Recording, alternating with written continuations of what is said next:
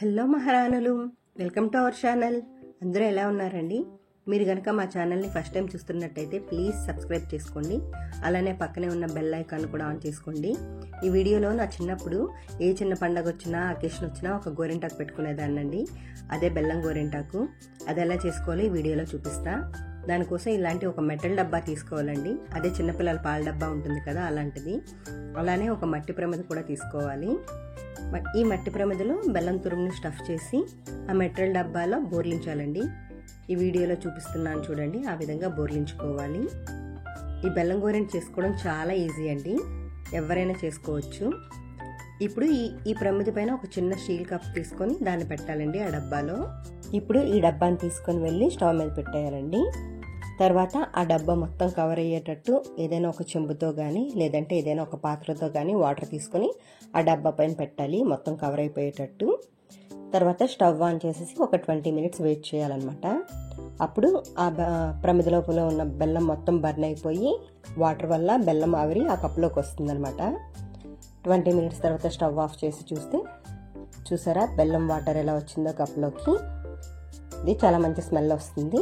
అలానే లోపల ఉన్న బెల్లం మొత్తం బర్న్ అయిపోయి బొగ్గులా తయారవుతుంది.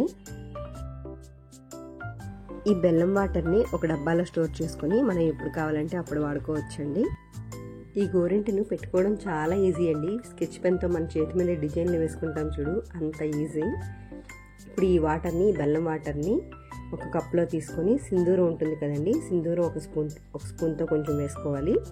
దాంట్లో ఈ బెల్లం వాటర్ని వేసుకుని కలుపుకోవాలి. కొంచెం కన్సిస్టెన్సీ అంటే చేతి మీద మనం వేసుకోగలిగే అంత కన్సిస్టెన్సీలో కలుపుకోవాలి. మనం తీసుకున్న సింధూరాన్ని బట్టే మన చేతి గోరింటాకు కలర్ కూడా ఉంటుందండి.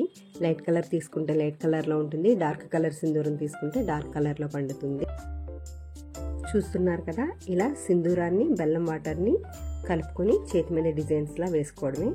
చూసారా, స్కెచ్ పెన్తో వేసినట్టే ఒక పుల్లని తీసుకొని పుల్లతో ఆ గోరింటాకుని పెట్టేసుకోవచ్చు. నా చిన్నప్పుడు ఏ పండగ వచ్చినా, చిన్న అకేషన్ వచ్చినా, పెళ్ళైనా, ఫంక్షన్ ఉన్నా, ఏ అకేషన్ ఉన్నా ఈ గోరింటాకు పెట్టేసుకునేదాన్ని. చిన్నప్పుడు ప్రతి పండగకి బెల్లం గోరింటతో పాటు పూలు కూడా ఉండాల్సిందే. చాలా బాగా ఎంజాయ్ చేసేవాళ్ళం పండగ అంటే. కానీ ఇప్పుడు మనకు పండుగ అంటే పనులతోనే సరిపోతుంది కదండి, ఇంక ఇలాంటి వాటికి టైమే ఉండట్లేదు మనకి.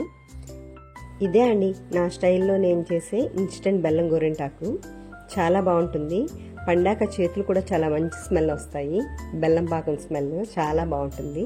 వీళ్ళు ఎవరికైనా నచ్చితే తప్పకుండా ట్రై చేయండి. ట్రై చేసి నాకు కామెంట్స్లో చెప్పండి. Thank you for watching.